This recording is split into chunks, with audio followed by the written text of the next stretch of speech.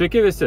Taigi, papasakosiu trumpai apie start-stop sistemą, nes mokiniai pirmą kartą su jie susidūrė, nežino kaip elgtis ir kaip į ją reaguoti, bando automobilį patys užvesti, o iš tikrųjų yra labai paprastai. Kai mes sustojame ir atleidžiame sankabą, automobilis jisai pats savarankiškai užgesta ir, aišku, dažniausiai virš skydelėje turime kontrolinę lemputę, kuri įspėja mus, jog veikia šita sistema.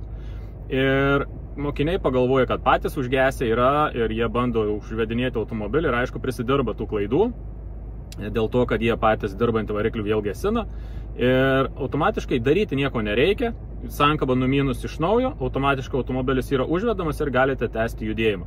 Tai šitoj vietoje problemos nėra, nebent jeigu start-stop sistema jūs erzina, ją galima išjungti, prie pavarų svirtės yra kai kuriuose automobilius, kai kuriuose reikia per valdymo meniu ir tenais galima išjungti šitą sistemą.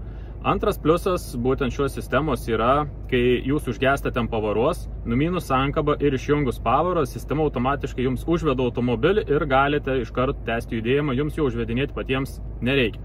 Tai būna, netgi mokiniai nustebę, sako, aš neužgesau, bet man parašė užgesimą. Tai parašė dėl to, kad nesupratot, nes automobilis jisai vėl pats užsiveda automatiškai dėl būtent šitos esamos sistemos.